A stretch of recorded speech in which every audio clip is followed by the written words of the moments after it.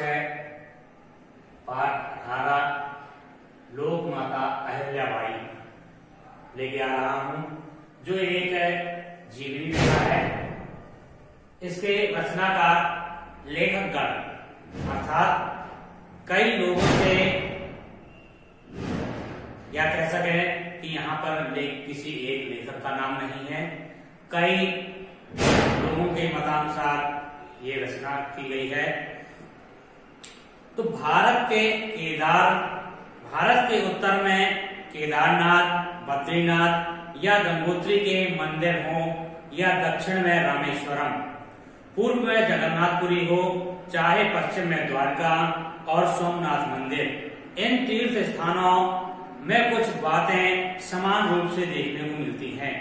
वे हैं इंदौर की महारानी अहिल्याबाई द्वारा यात्रियों की सुविधा हेतु बनवाई गई धर्मशालाएं, मंदिरों पर स्थापित किए गए कलश, कुएं, बावड़ियां आदि। तो हम किसी भी तीर्थ क्षेत्र में जाते हैं तो वहां पे रुकने के लिए धर्मशालाएं, कुएं, बावड़ी, तालाब इत्यादि व्यवस्थाएं हर तीर्थ स्थानों पर होती हैं। तो यही समानता इंदौर में भी देखने को मिलती है।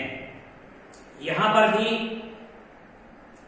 अहिल्याबाई जी ने धर्मशालाएं और कलश, कुएं आदि स्थापित किए गए।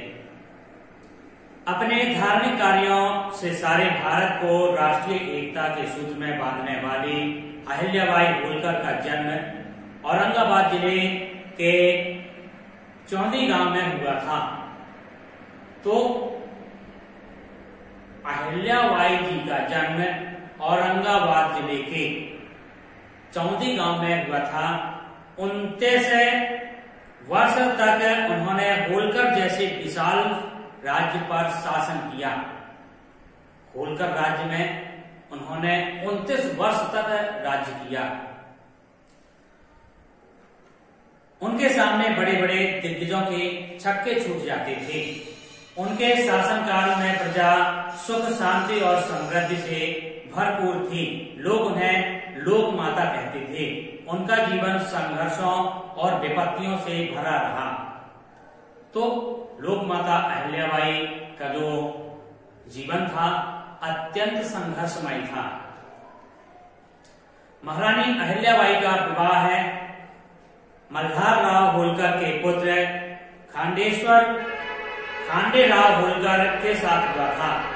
गृह कार्य में दक्ष अहिल्याबाई ने ससुराल में सभी का मन मोह लिया।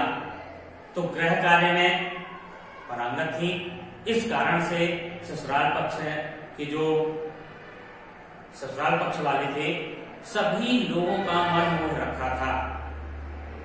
उनके पति खांडेराव बड़े जिद्दी और अक्खड़ स्वभाव के थे, किंतु अहिल्याबाई ने अपने प्रेम व्यवहार से उनका स्वभाव परिवर्तित कर दिया।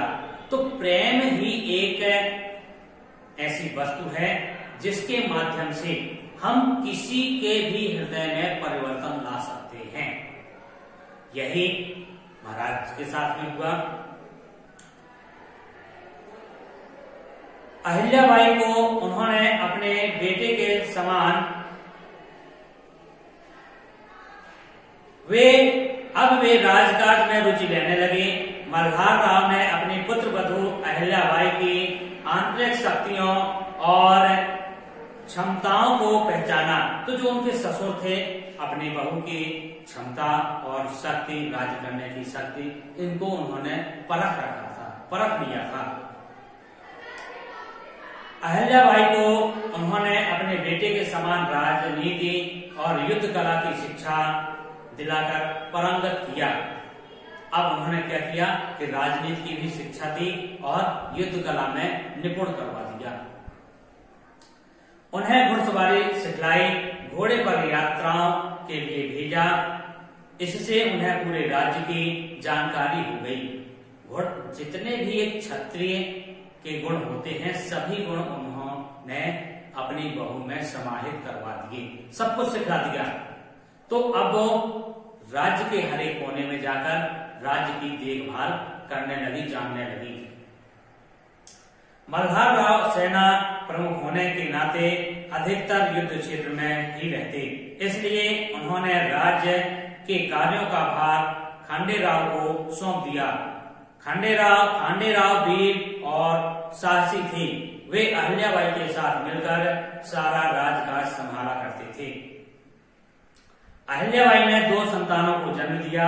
उनके पुत्र का नाम मालेराव और पुत्री का नाम मुक्ताबाई था। उस समय उत्तर भारत के राजा मराठों को वार्षिक कर देते थे।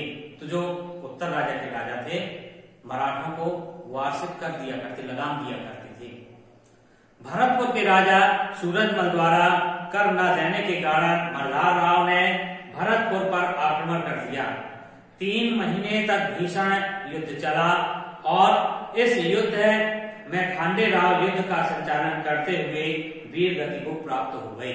तो जो खांडेराव थे, युद्ध करते हुए वीर गति को प्राप्त हो गए, यानी उनकी मृत्यु हो गई। इस भीषण वज्राघात से आहत अहिल्याबाई के कंधों पर वृद्ध सास ससुर के साथ साथ होलकर राज्य का भार भी आ गया। सास ससुर का भार तो था ही, और उसके साथ साथ अब संपूर्ण राज्य का भार भी उनके कंधों पर आ गया। राज्य की देखरेख अब उन्हीं के हाथों में थी। उन्होंने शीघ्र ही जन कल्याण हेतु अपने को संभाल लिया और दुखी ससुर के आंसू पोंछते हुए होलकर राज्य की सेवा का व्रत लिया।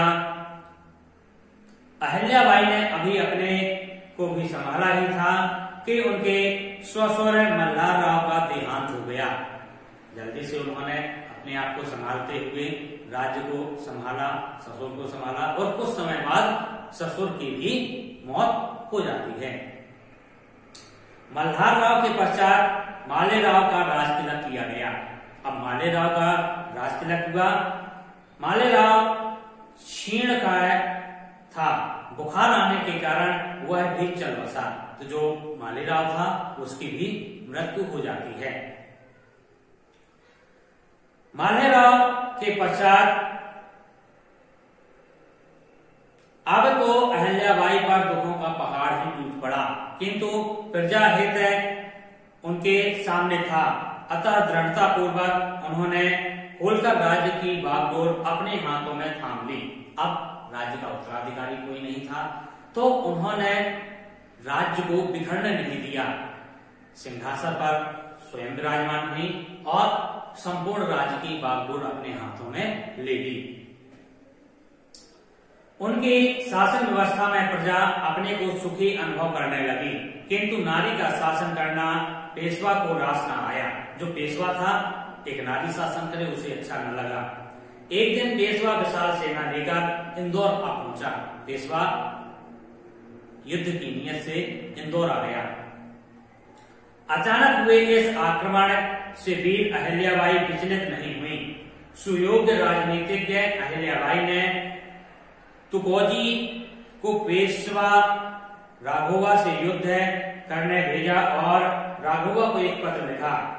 आप मेरे पूर्वजों द्वारा अपने कठिन परिश्रम से स्थापित किए हुए होलकर राज्य को हड़प लेने का दिवा स्वप्न मत देखिए। तो उन्होंने क्या लिखा कि जो आप स्वप्न देख रहे हैं ये आप बिल्कुल भी मत देखिए, क्योंकि इसकी रक्षा के लिए मैं यहाँ पर तैनात हूं। मैं अपनी नारी सेना के साथ आपसे युद्ध करूंगी। क्या लिखा पत्र में कि मैं आपसे 2-2 हाथ करूंगी, यानी संग्राम करूंगी। आप हारे तो आप एक नारी द्वारा पराजित होने का आपको एक नारी द्वारा पराजित होने का अपयश मिलेगा, और जीत गए तो एक पुत्र के वियोग से व्यथित विधवा के राज्य को अकारण हड़प लेने का के कालिक अपने मुंह पर आपके मुंह पर लगेगी। तो उन्होंने क्या लिखा, यदि आप युद्ध में विजय हो गए तो क्या होगा, एक विधवा स्त्री के साथ युद्ध लड़ा जिसमें शासन की बागडोर किसी पुरुष के हाथ में नहीं थी, तो जीत के आपने क्या मर्दानगी दिखाई। एक कलंक आपके ऊपर ये लगेगा, और दूसरा कलंक, यदि आप हार गए तो एक नारी से आप जीत भी नहीं सके, यह आपको जीवन भर याद दिलाएगा। तो इस बात पर विचार कर उत्तर दें, ऐसा उन्होंने अपने पत्र में लिखा। मैं अपनी नारी सेना के साथ आपसे युद्ध करने के लिए तैयार हूं, उन्होंने ऐसा पत्र में लेख करवाया। राघवा महारानी की इस बात से घबरा गया, उसने तुरंत पत्र लिखा, बहन मैं तो आपके पुत्र की मृत्यु पर आपसे संवेदना व्यक्त करने आया हूं, युद्ध करने नहीं। अब वह अपनी बातों से पलट गया।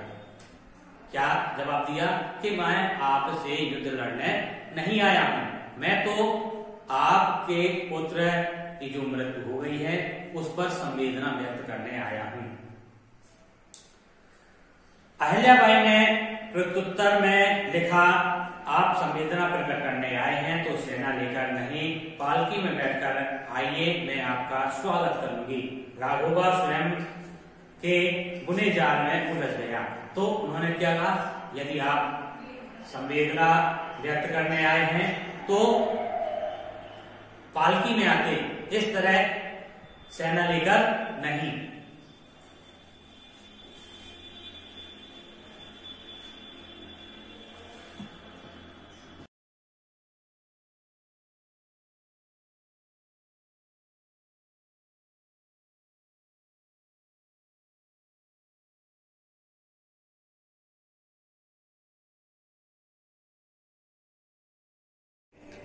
आप निरंतर आगे बढ़ते रहें। यदि आपको यह वीडियो अच्छा लगा हो तो लाइक, शेयर, यदि नए हों तो सब्सक्राइब करना ना भूलें।